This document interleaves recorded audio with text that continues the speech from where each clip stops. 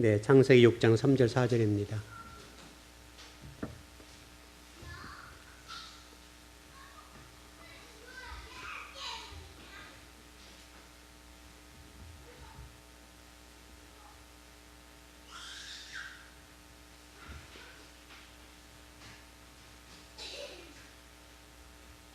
창세기 6장 3절 4절입니다.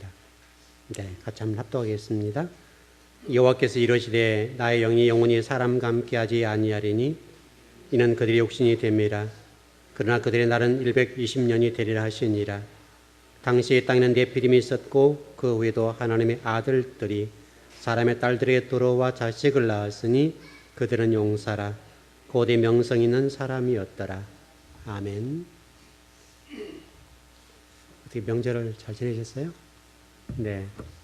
명절 적응이 있다는데 명절 때문에 이혼한 가정도 많고 그렇다고 그래요.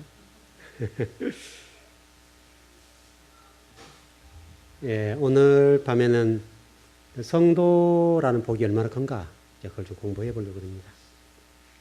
이제 교회 안에는 교인, 신자, 성도가 있습니다. 이제 우리는 이제 흔히 성도라고 얘기하는데 성도라는 복이 엄청난 복입니다. 왜 그런가 하면 성도라는 말 자체는 우리가 그리스도 안에, 그리스도가 우리 안에 이 상태를 성도라고 합니다. 성도라는 말 자체는 우리 쉽게 얘기하지만 실질적으로 성도가 되었다라는 말은 쉽지 않죠. 그러니까 이제 교회에 다니는 어떤 교회 성도들 가운데 진정으로 성도는 많지가 않습니다. 교인, 이제 교회에 그냥 적을 두고 왔다 갔다는 그 소속의 욕구랄까요? 그 정도 수준. 그 다음에 신자는 좀 그 윗단계에 올라가 있는 단계. 신앙생활하는 단계.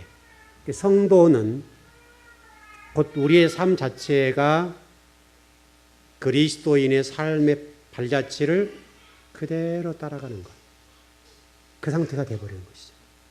그래서 성도라는 말 자체는 우리가 그리스도 안에, 그리스도가 우리 안에 들어와 있는 상태. 다시 설명하면 우리가 행동하거나 말하거나 행동하는 그 모든 것들이 예수님처럼 살아버리는 것. 이걸 성도라고 합니다. 그리고 여러분 실질적으로 성도는 많지 않겠죠. 왜냐하면 그리스도와 우리가 하나로 연합된 상태니까 그리고 생각하는 것, 또 인생의 삶의 방향성, 그 모든 것들을 어떤 삶 속에 이렇게 풀어나갈 때 예수님처럼 풀어나가는 거니까 쉽지 않죠. 그 성도는 많지가 않아요. 교회 가운데 성도는 많지가 않고 극소수입니다. 그래서 그것을 극상품이라고 해요. 극상품. 그 특별 소유물 그 정도가 되는 것이죠. 우리 이제 즐거운 교회가 지향하는 바는 그거예요. 즐거운 교회가 지금 나가고 있는 방향은 바로 그 방향을 향해서 가고 있어요. 쉽지가 않죠, 교회가 그러니까. 성도들도 쉽지 않지만 교회도 쉽지가 않아요. 왜냐하면 이렇게 가면 교회가 성도들 숫자 문제나 재정적인 측면에 있어서 쉽지 않아요. 이거 걸어간다고 하는 것은 만만하지가 않아요. 그러나 저와 여러분이 성도로서 삶을 살아간다고 하는 것은 최고의 복이에요. 왜냐하면 그 성도는 그 예수 그리스도와 우리가 하나로 연합된 상태를 성도라고 그래요.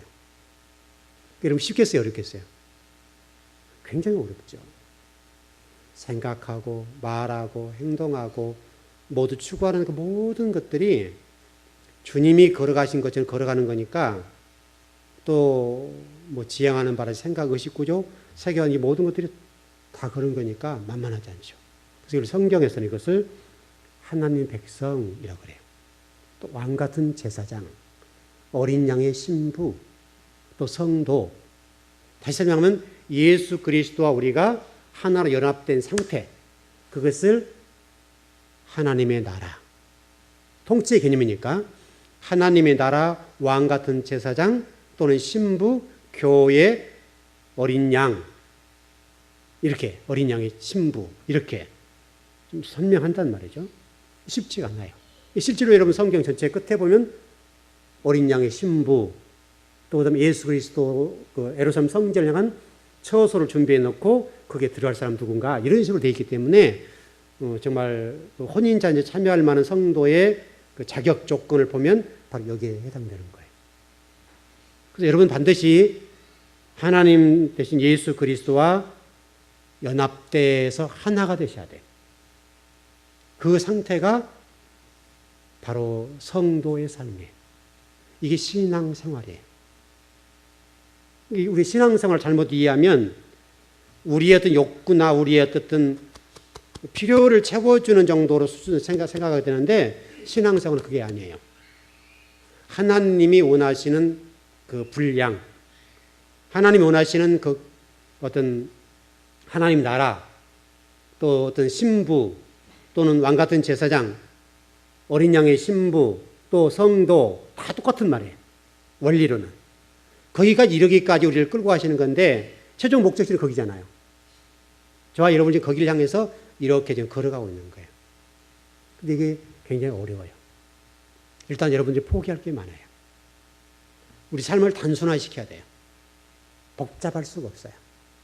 오직 우리는 하나님의 통치 개념에 속한 자로 살아야 되기 때문에 하나님 말씀하신 대로 가는 건데 그 통치 개념에 따라서 우리가 이렇게 순종해 가는 건데 얼마나 어렵겠어요, 여러분. 그게 쉽지가 않죠.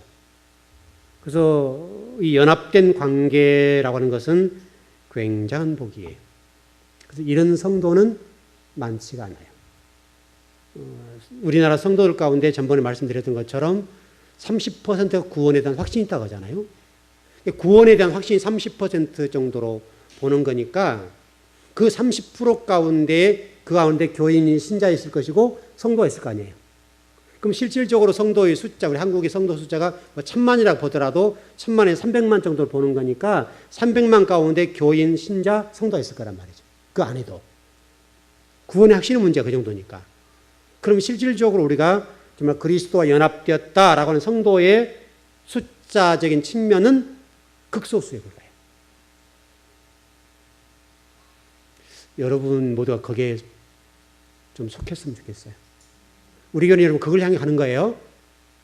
오직 그 한 가지를 향해서 가는 거니까 때로는 여러분 말씀 때문에 어렵고 힘들 수도 있겠습니다만은 그러나 여러분들은 그 말씀을 잘 듣고 배우고 그 말씀대로 살아놓으셔야 돼요. 왜냐하면 최종 목적지가 거기니까. 그러나 분명한 사실은 영적으로는 이미 여러분들은 그리스도와 연합된 상태가 되어 있습니다. 영적으로는. 몸, 육적으로는 못 되어 있습니다. 육은 계속해서 우리를 쳐내고 단련하고 빚어서 영적으로 완성된 그 단계까지 올라가야 되죠. 영과 육이 하나 되는 그 정도. 여기까지 올라가는 겁니다. 만만하지 않습니다. 어떻게 보면 가장 힘든 것이 이 육의 문제예요. 육의 추구하는 문제, 지향하는 문제, 또 어떤 생각하는 그 모든 것들을 대부분 따라가는 거니까 쉽지가 않죠. 분명한 것은 여러분과 저는 이미 영적으로는 그리스도와 연합된 관계라는 거예요. 그리고 우리 옛 몸을 조금씩 죽여가면서 그리스도와 연합된 관계로 회복해가는 과정이 있어요. 나아가는 과정 속에 있어요. 이제 그것을 여러분이 잊지 않았으면 좋겠고요. 그래서 여러분 그 요한계시록 13장 6절 한번 보시죠. 13장 6절.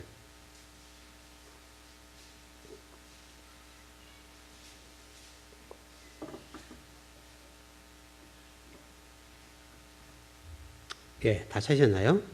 같이 한번 시작. 짐승이 입을 벌려 하나님을 향하여 비방하되 그의 이름과 그의 장막 곧 하늘에 사는 자들을 비방하더라. 자, 여러분 성도로 살아가는 데 있어서 믿지 않는 사람들에 의해서 비난, 오늘 여기 보니까 비방하고 조롱하고 또 여러분을 조소하고 그럴 수 있다는 거예요. 사단은 여러분들을 어쩌든지 간에 낭망하게 만들고 낙심하게 만들고 진리와 거역하게 만들고 어쩌든지 말씀대로 못 살게 만드는 거예요. 그게 사단이 하는 일이에요. 지금도 사단은 끊임없이 여러분들을 그렇게 끌고 가려고 그래요. 성도로 되어가는데 가장 아마 싫어하는 대상이 있다면 사단일 겁니다. 여러분이 성도가 되는 것을 가장 싫어하는 것은 사단이에요. 그래서 사단은 어찌하든지 여러분들을 넘어뜨려서 그리스도와 연합된 상태, 성도가 되는 상태를 방해하고 막으려고 그래요. 그래서 여러분들이 진리로 나아가는데 그들이 비난하고 조롱하고 비방하고 조소하고 조롱하고 그럴 거예요. 그럴 때 여러분이 넘어지면 안 돼요. 마귀들은 천사의 모습을 가장하고 어찌하든 여러분들을 넘어뜨리려고 그래요. 게으르게 만들고 여러분들을 낭망하게 만들고 핑계거리를 만들고 내가 이러니까 내 환경이 이러니까 내 상황이 이러니까 얼마든 핑계를 대게 만들어요. 어쩌든지 예배를 못 드리게 만든다고요. 어쩌든지 예배를 드리지 못하게 만들고 예배와 멀어지게 만들어요. 여러분 예배와 멀어지면 신앙이 자꾸 떨어지죠. 그건 뭐 두말할 것도 없어요. 예배와 자꾸 멀어지면 멀어질수록 신앙은 떨어져요. 그 어떤 사람도 예배와 멀어지고 예배 시간과 멀어지면 신앙은 떨어질 수밖에 없어요. 그래서 사단은 어찌하든지 간에 예배를 드리지 못하도록 여러분 핑계거리를 주게 되고 예배를 못 드리게 해요. 게으르게 만들어요. 여러분의 상황을 극대화시켜줘요. 어떤 상황이 있다고 한다면 그 상황을 딱 들어서 너 그러잖아. 그러니까 예배 안 가도 돼. 이런 식이란 말이지. 그게 넘어져 버리는 거예요. 거기 넘어지면 뭐 그 뒤부터 사단의 밥이에요. 넘어진 그 순간부터 사단은 아주 짓밟고 뭉개는 거예요. 근데 우리 성도들이 그걸 잘 몰라요. 여러분 어쩌든 제가 이런 얘기를 했었잖아요. 죽기 전에 움직일 수만 있다면 예배는 드려야 된다. 여러분 그런 거 있죠. 제가 말씀드렸죠. 여러분 목사도 때로는 힘들 때 있겠어요, 없겠어요? 아플 때. 있죠. 얼마나 몸이 피곤할 때 있겠어요. 왜 없겠어요? 그렇지만 강단에 서잖아요. 제가 병원에 여러분 입원했을 때도 강단에 섰잖아요. 그거 쉽지 않아요. 그 병원에서 설교를 준비하고 예배당에 서 있는데 사실은 강단에서 설교할 때 어떻게 보면 가장 감동스러워요. 그때가. 저 자신에는 가장 은혜로워요. 왜냐하면 그 예배 드리고 있고 말씀을 전한다는 것 자체가 얼마나 복된지 몰라요. 한 번의 예배지만. 근데 사단은 여러분 어찌하든지 간에 예배를 드리지 못하게 하고 말씀을 듣지 못하게 만들고 여러분을 게으르게 만들어요. 핑계거리를 줘요. 여러분 절대 그것은 여러분이 이겨내셔야 돼요. 성도로 가는 데 있어서 가장 걸림돌은 사단이에요. 사단이 어떤 여러분들에게 핑계를 대게 만들고 조소하게 만들고 여러분이 게으르게 만들고 예배에 빠지도록 만들어주는 거예요. 그런데 우리는 그게 살짝 건드려주면 얼씨구나 해버리는 거죠. 여러분 그것을 꼭 이겨내셔야 됩니다. 여러분 게으름, 핑계 최대적이에요. 지금 이 시대에 있어서 핑계하고 게으름. 여러분 오늘 지금 예배 시간 오신 것도 쉬워요, 어려워요? 오늘 마치 핑계거리 좋잖아요. 친척 집에 가서 이런 식이잖아요. 얼마든지 이런 핑계 댈 수 있어요.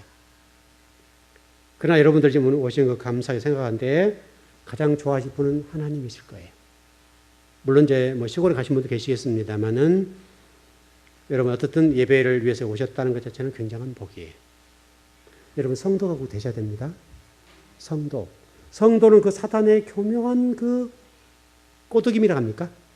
꼬드김, 여러분 넘어뜨림, 예배드리게 못함, 핑계, 그 모든 것들을 동원해서 어쩌면 여러분들 예배를 한 번에 못 드리게 만드는 것은 사단이에요. 얼마나 지혜롭게 여러분 다가오는지 몰라요. 그 좋은 소리 다가오는 천사와 같은 목소리 다가오는 그 사단의 음성에 여러분 귀를 기울이는 순간 여러분 넘어져 버려요. 오늘 안 나올 수 있잖아요, 여러분. 얼마든지. 어떤 여러분 승리하고 나오셨는데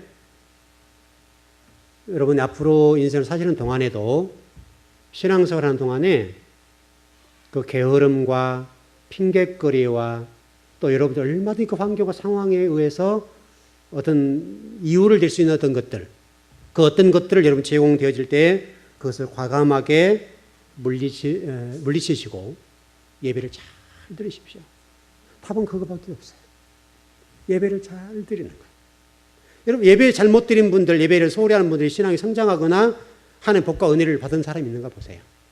당장 잘 나간 거 보여도 반드시 거기는 대가가 있어요. 하나님이 모든 삶을 주관하시기 때문에 반드시 그래, 반드시. 근데 우리는 예배를 너무나 소홀히 여기고 경홀히 여기는 경향이 참 많아요. 그러나 예배는 그러지 않아요. 여러분, 그 계시록 금방 우리 읽었습니다만 13장 6절에서 그의 장막 곧 하늘에 사는 자들을 비방했다라고 되어 있는데 바로 지금 저와 여러분 얘기하는 거죠. 영적으로는 저와 여러분들이 장막, 우리가 지금 하나님의 어떤 장막에 거치한 사람들이잖아요. 통치 개념이니까. 여러분들이 아마도 그 세례 받을 때 또는 뭐 집사, 안수입사, 권사, 장로 임명할 때, 임명할 때 무흠한 교인 이렇게 되어 있단 말이죠. 무흠이란 말은 그런 어떤 자격 조건에 있어서 무슨 몇 년 무흠한 교인 이런 식이란 말이죠. 무흠했단 말이 굉장히 중요한 말인데 하늘나라 처소에 있어서는 바로 여러분들 새 몸을 입고 거기에 거처 삼아서 살 사람들이라고 해요. 저와 여러분이 거기를 향해 가는데 이 땅에 사는 날 동안은 저와 여러분들이 그 처소 삼는 그 하나님 나라에서 예수 그리스도의 삶을 발산해 낼 수 있어야 돼요. 발사 이렇게 보는 건데 여러분 삶 속에서 예수 그리스도가 드러나게 해줘야 된다. 예수 그리스도가 비춰줘야 된다고요. 이게 쉽지 않아요. 굉장히 어려워요. 바로 이제 그런 일들 때문에 우리 주님께서는 영광을 받으시는 거예요. 여러분의 그것 때문에. 그 일 때문에 그렇다고요. 에베소서 2장을 한번 읽어보시죠. 2장 21절 22절입니다.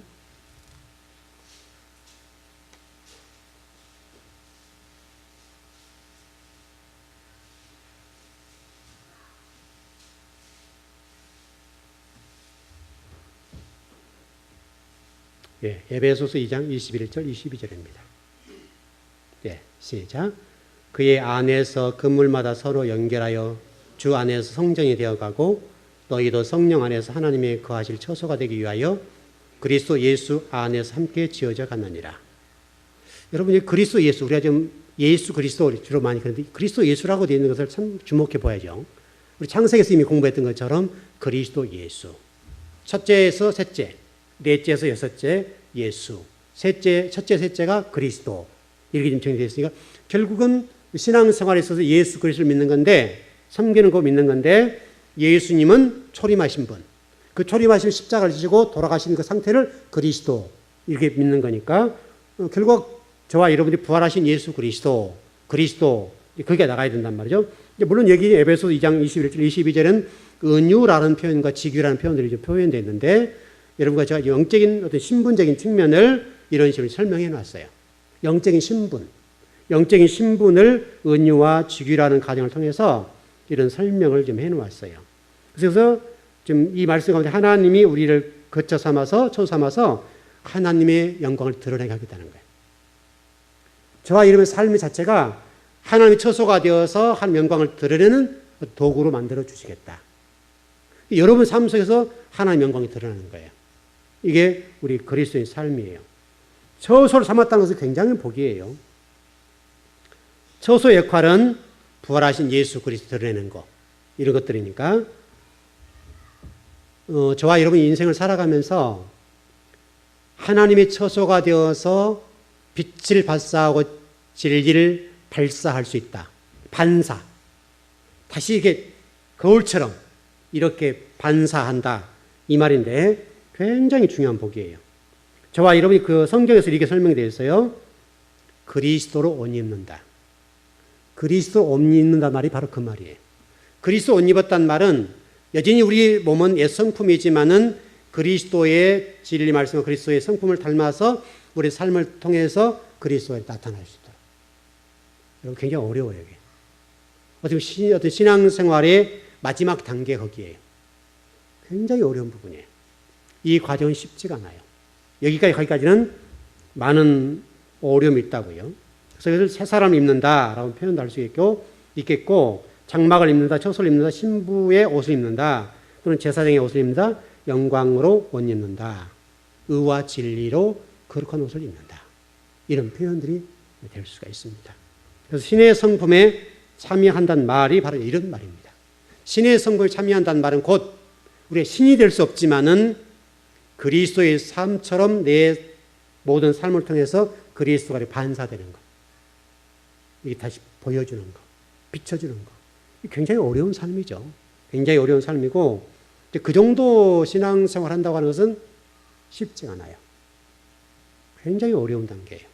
이런 참아냄, 인내함, 또 어떤 훈련된다고 할까요?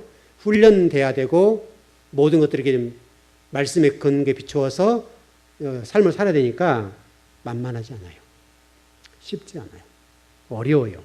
그래서 주님은 저와 여러분들이 신의 성품에 참여하기를 원하시고, 갈라디아서 5장 22절 24절 말씀과 같이 성령의 9가지 열매를 맺기를 원하신다고요.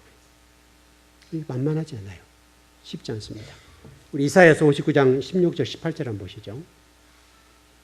이사야서 59장 16절 18절입니다.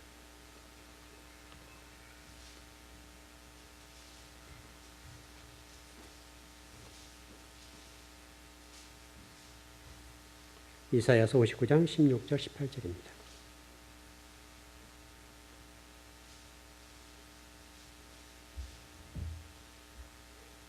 네, 다시 했나요?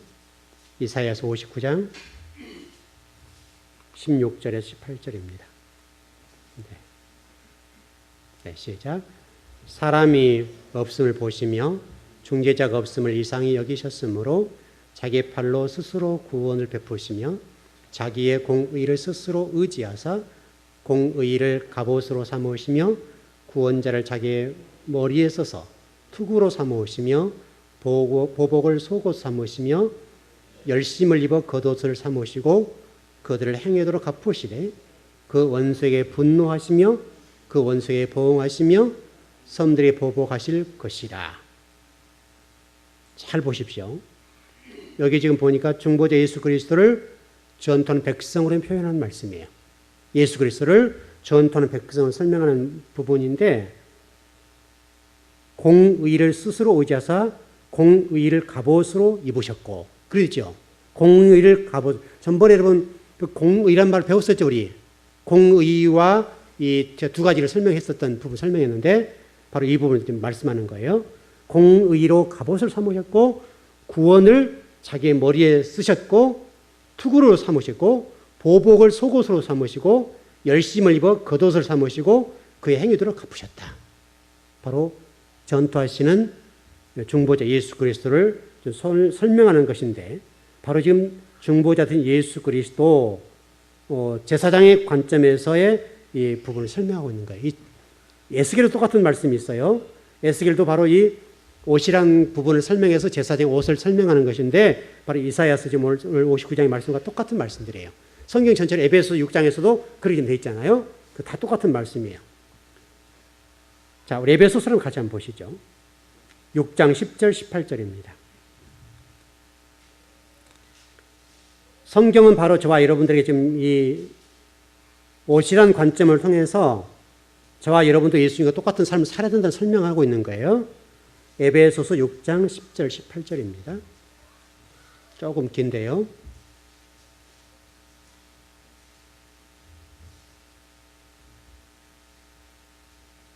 예, 에베소 6장 10절 18절입니다.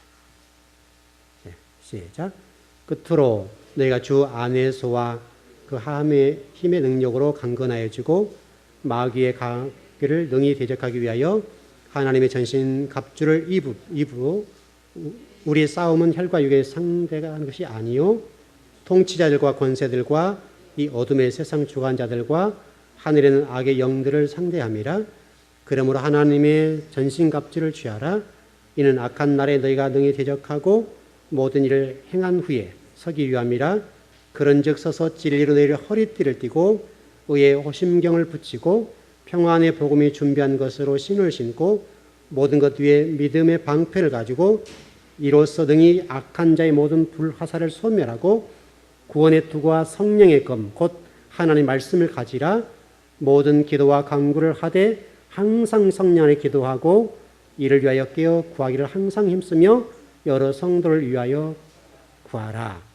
바로 이 옷이 이사야서 59장에 나와 있는 그 옷입니다. 똑같이 성경이 지금 일관성 있게 이 옷에 관해 설명하는 거예요. 예수님께서 옷을 입고 채와 싸우셨다는 거예요. 바로 저와 여러분에게도 요구되는 게 뭐냐면 채와 싸워야 된다. 우리 그 히브리서 말씀 보면 그런 말씀이 있어요. 너희들이 싸우되 피 흘리기까지 싸우지 않았다. 그런 말씀이 있어요. 히브리서 12장에 나와 있는 말씀이에요. 성경 분명히 저와 여러분들에게 지금 죄와 싸우라고 말씀하는데 히브리서 기자를 통해서 하나님은 성도들이 피 흘리게 싸우지 않았다는 거예요. 죄 문제와 관련돼서, 죄와 관련되어서. 저와 여러분이 지금 전신갑주를 입고 그 죄와 피를 흘리게 싸워야 된다. 그 말을 지금 하고 있는 거예요. 쉽지 않죠. 바로 지금 저와 여러분의 삶이 거기까지 도달되어서 싸워야 되겠는데 만만하지 않다고요. 우리 데살로니가 5장 한번 보시죠. 데살로니가 5장 6절 8절입니다.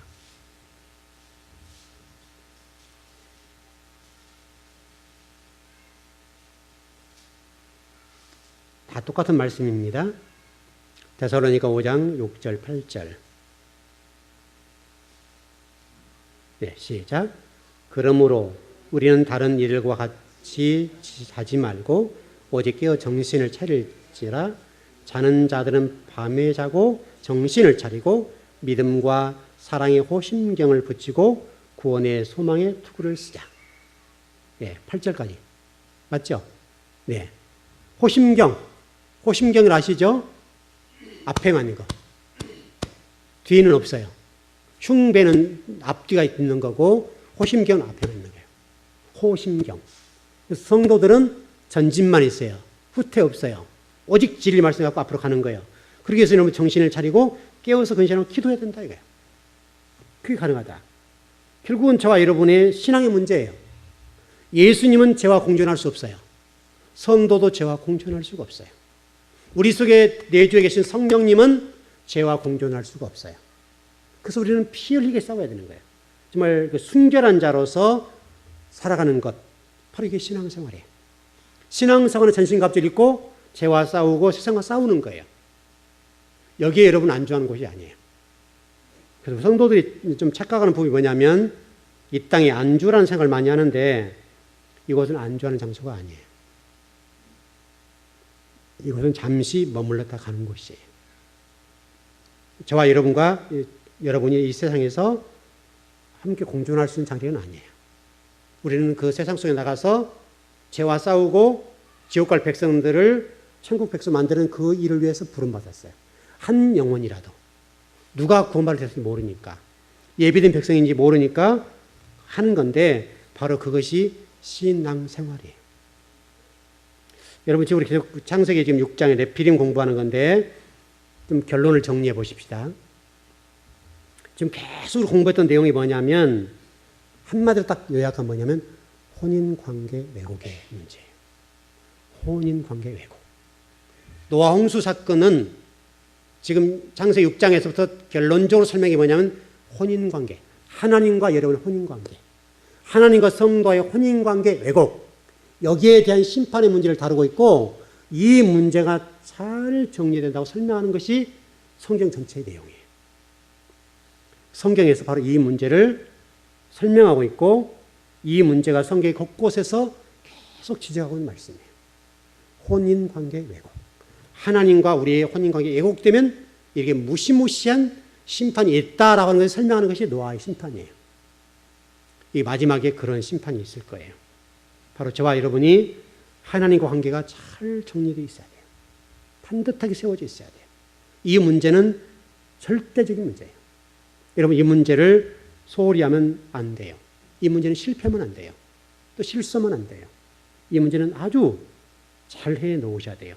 그래서 매일매일 삶 속에서 여러분 이 혼인관계, 다시 한번 하나님과 나의 어떤 관계가 바르게 정립되어 있는가, 그렇지 않은가, 그런가 다 생각해야 돼요. 그러니까 모든 생각이 거기에 초점이 모아져 있어야 돼요. 여러분 쉽지 않죠. 모든 생각이 하나님과 관계 속에서 생각하고 떠오르고 고민하고 생각하고 그렇게 좀 되어 있어야 되는 것이 성경 전체를 통해서 저와 여러분이 설명하고 있는 말씀이에요. 쉽지 않아요.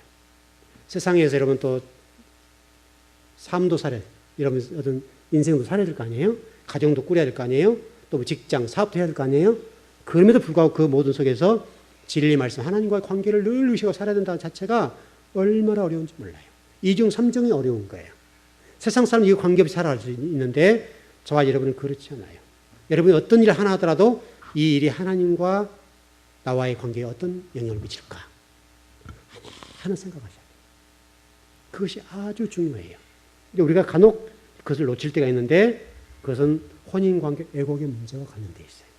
하나님과 나의 관계가 소홀해지고 하나님 나와 관계가 이렇게 떨어지면 떨어질수록 이 사이에 사단이 들어와요. 세상적이 들어와요. 들어오면 들어올수록 하나님은 멀어져요. 이게 좀 이렇게 가까워져야 돼요. 이게 하나가 돼 있어야 돼요. 하나가 됐단 말은 그것이 중요한 거예요. 그래서 우리 성도라는 것을 공부하고 있는데 성도라고 해서는 굉장한 복이에요. 바로 하나님과 내가 하나가 되었다는 설명이니까요. 굉장히 중요한 부분이에요. 정말 여러분 오늘 그 휴일인데 나와서 예배를 드리시는데 정말 여러분 모두에게 그런 복이 있었으면 좋겠어요. 정말 그런 복이 있었으면 좋겠습니다. 최고의 복입니다. 어떤 세속적인 물질 그런 거요. 아무것도 아니에요. 그거 내려놓으면 아무것도 아니에요. 여러분 지금 이건희 회장이 지금 병원에 계시죠? 세상을 호령한 분 아닙니까? 완전히 삼성 하면 대단한 그룹이잖아요. 그럼에도 불구하고 몸이 망가지니까 지금 몇 개월째 병원에 지금 입원해 계시는데 아무 힘을 쓸 수가 없잖아요. 그 많은 자산이 의미 없죠. 물론 이제 병원에 좀 화롭게 있을 수는 있겠지만은 그러나 여러분 그 많은 자산이 무슨 의미가 있겠어요? 그분들은 기독교인은 아니죠. 불교 쪽에 가깝죠. 그쪽에 가까운데 어떤 미국에다 큰 어떤 절간 비슷한 것도 어떤 그쪽 그거 아닙니까? 지어놓고 그런데 그 사모님이 그러신 것 같은데 그거 다 의미 없어요. 그 많은 재산, 그 많은 돈, 그 많은 힘, 몸 망가지면 끝이에요. 하나님 부르시면 끝이에요. 그러니까 결국은 우리가 가지고 있는 그 모든 것들이 굉장한 것으로 보여지지만은 하나님 부르실 때는 아무것도 아니에요. 여러분 그것을 놓치지 않았으면 좋겠고요. 최근에 여러분 연예인들 교통사고 나서 한 2명 사망하고 그런 사건도 있고 그러는데 얼마나 꿈에 부풀어 화려한 인생을 꿈꿨겠어요. 거기까지 올라오니까 얼마나 애를 썼겠냐고요. 일순간 교통사고로 바로 사망하게 되고 수술을 몇 차례 했습니다마는 죽게 되고 완전히 끝나버리잖아요. 그러니까 하나님 부르면 끝나버리는 거예요.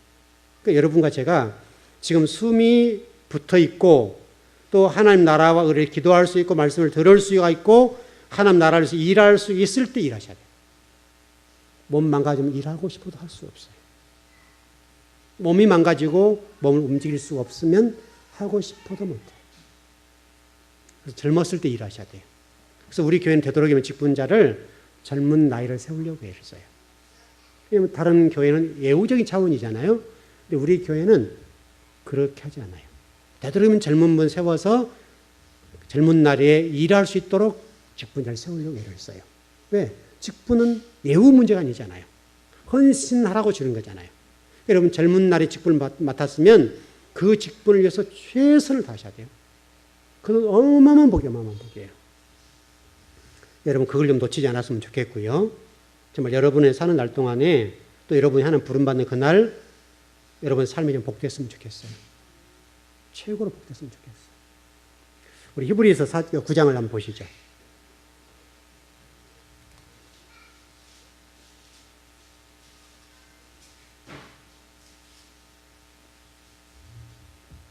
(9장) 11절에 14절입니다. 네, 시작. 그리스도께서는 장래 좋은 일의 대제사장으로 오사 손으로 짓지 아니한 것 곧 이 창조에 속하지 아니한 더 크고 온전한 장막으로 말미암아 염소와 송아지의 피로 하지 아니하고 오직 자기의 피로 영원한 속죄를 이루사 단번에 성소에 들어가셨느니라. 염소와 황소의 피와 및 송아지의 죄를 부정한 자에게 뿌리어 그 육체를 정결하게 하여 거룩하게 하거든 하물며 영원하신 성령으로 말미암아 흠 없는 자기를 하나님께 드린 그리스도의 피가 어찌 너희 양심을 죽은 행실에서 깨끗하게 하고 살아계신 하나님을 섬기게 하지 못하겠느냐. 그래서 무엇을 여러분이 잊고 있다고 그래요?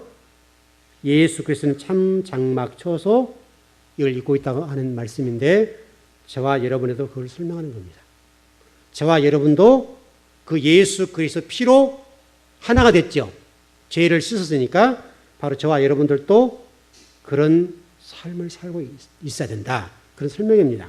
저와 여러분의 삶이 곧 예수 그리스도 그러신 그 삶의 길을 걸어가시다. 왜냐하면 우리는 송아지 피로 하지 않고 염소 피로 하지 않냐고 예수 그리스도의 피로 온전히 깨끗해졌고 그 피로 우리가 정결하게 되었으니까 저와 여러분이 모든 삶 속에서 깨끗한 행실을 가지고 하나님을 섬겨야 된다.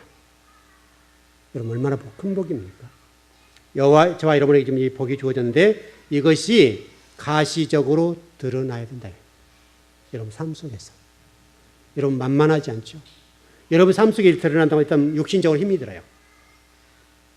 또 물질적인 힘듦이 있어요. 시간 들여야 돼요. 어렵다고요. 먼저 내 어떤 삶보다도 먼저 하나님 나라를 생각해야 된다고요. 쉽지 않죠. 어렵죠. 그러나 하나님은 그 사람들에 관해서 반드시 보상해 줄 뿐만 아니라 그 사람들을 칭찬해 줄 날이 있다는 거예요. 여러분 이 세상에서 칭찬받기보다는 하늘나라 가서 칭찬받으십시오. 하늘나라 가셔서. 어마어마한 복입니다. 하나님 앞에 섰을 때 우리 어떤 그 예화들이 많이 하잖아요. 어떤 분은 주님께서 벗은바로 뛰어나오시고 어떤 분들은 의자를 꽉 잡고 계시고 어떤 분들은 쳐다도 안 보고 이런 예화가 있잖아요.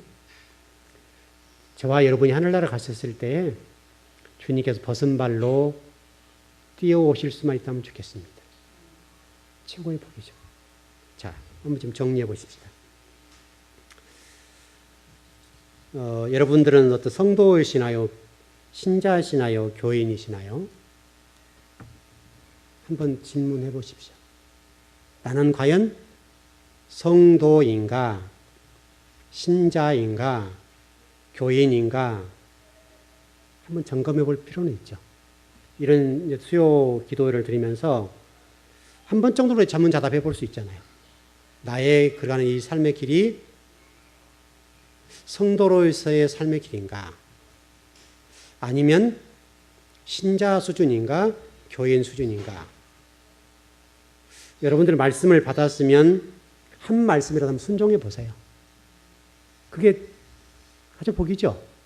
말씀을 듣는 것 자체가 복이 아니라 그 말씀을 들었으면 그대로 살아보는 것.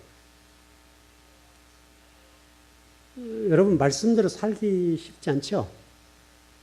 그렇다고 해서 지킬 수 없나요? 우리가? 예수님이 이런 말씀하셨어요. 너희들은 나보다 더 큰 일을 할 수 있다. 성경 복음서에 기록되어 있죠? 너희들은 나보다 더 큰 일을 할 수 있다. 여러분 말씀 지킬 수 있다는 거예요. 살 수 있다는 거예요. 살아보면 사라져요. 우리가 스스로 그것을 거부해서 그렇지 말씀대로 한 구절 한 구절이라도 순종해 놓으시라고요. 그것이 언젠간 여러분들을 증명할 날이 있어요. 여러분이 살아오는 그 말씀이 언젠가 여러분을 증거하고 여러분을 반드시 드러내고 여러분을 증명해내고 증거할 그 어떤 날이 있을 거예요. 그것은 분명히 가지고 있어야 돼요. 우리 신명기 32장에 33장의 말씀과 같이 천하를 불러서 증거를 삼을 때 여러분이 말씀을 순종해 놓은 그 어떤 것, 여러분을 보았던 어떤 것들이 여러분을 증거하고 반드시 드러낼 날이 있을 거예요. 그때 여러분이 드러나셔야 돼요. 그 날을 향해서 가는 거예요. 정말 우리 즐거운 교회가 그런 교회였으면 좋겠습니다. 좀 걸어가기 쉽지 않고 어려운 길이라 할지라도 어렵기 때문에 우리는 걸어야 돼요. 제가 언제 그런 설교 한번 했었어요. 이 목회의 길이 아무나 갈 수 없기 때문에 매력이 있다. 다 갈 수 있는 길이라고 한다면 저는 아마 별로 좋아하지 않을 것 같아요. 또 저같이 말씀만 쳐다보고 가는 사람이 쉽지 않죠. 그래서 저는 더 매력이 있어요. 아무나 할 수 없는 일이기 때문에 저는 이 길이 너무나 좋아요. 하나님 저를 쓰시고 저의 가는 그 길에 아버지의 기름 부어주신 사실, 그 일을 하실 수 있도록 하신 것에 관해서 감사해요. 생각 나름이잖아요, 우리가. 그 길에 왜 하나님 나에게 이런 고난의 길을 주실까? 하나님 왜 나에게 이 쓴 잔을 주셨을까? 라고 생각할 수 있겠습니다만은, 그러나 그를 뒤집어 보면 그럴 만한 그럴 만한 자세나 태도가 있기 때문에 주실 수 있죠. 아무나에게 주지 않잖아요. 그래서 여러분 교회에 어떤 일들을 해나갈 때 제가 여러분 가운데 집사님 일을 한번 해보시죠. 같이 이렇게 제안한다 합시다. 어려운 일이라 합시다. 그냥. 그러면 제가 여러분이 말할 때까지는 많은 심사숙고를 했었겠잖아요. 기도했을 것이고 이 말을 해야 될 것이냐 말아야 될 것이냐, 누구와 이 일을 할 것이냐에 관해서 고민했을 거란 말이죠. 그리고 결론을 내리기를 어떤 그런 결론이 내렸고 어떤 성령의 감동이 있었다고 본다면, 그래서 말을 꺼내서 조심스럽게 얘기할 텐데 집사님 일을 한번 해보죠 라고 얘기를 했다면 여러분과 저희는 영광이죠. 그러나 그 일은 쉽지 않다는 얘기잖아요. 쉽지 않지만은 그 일에 동참할 수 있다고 하는 것은 엄청난 복이죠. 어마어마한 복이죠. 그 어마어마한 복인데 그 복을 여러분 누리냐 못 누리냐는 여러분의 개인의 신앙의 문제죠. 정말 즐거운 교회 안에서 여러분들이 항상 현재형으로 그런 주인공이 됐으면 좋겠습니다. 주인공이 되세요. 정말 어려운 일, 정말 목회자가 마음속에 두면서 저분과 저 일을 꼭 해야 되겠다, 저분과는 이 일을 해야 되겠다라고 하는 마음속에 드는 어떤 그런 마음, 그런 어떤 삶과 어떤 신앙생활을 한다고 한다면 그 자체가 굉장히 복이죠. 엄청난 복일 것 같아요. 저는 그래서 좋습니다. 이 길이 힘들고 어렵고 힘들지만은 그러나 하나님 저에게 그 길을 허락해 주시고 부르셨다는 사실 때문에 행복합니다. 어렵고 힘든 일이지만, 가장 고통스러운 길이지만은 저를 그렇게 사용하신 거에 대해서 감사 생각합니다. 여러분도 여러분이 주어진 어떤 환경이 어렵고 힘든 부분이지만은 그것을 말씀을 바꾸어서 하나님 입장에 보면 그게 아마 복이 아니겠나, 그렇게 돌리면 아마도 은혜가 아니겠나 싶습니다. 그 복이 꼭 있길 바랍니다. 기도하겠습니다.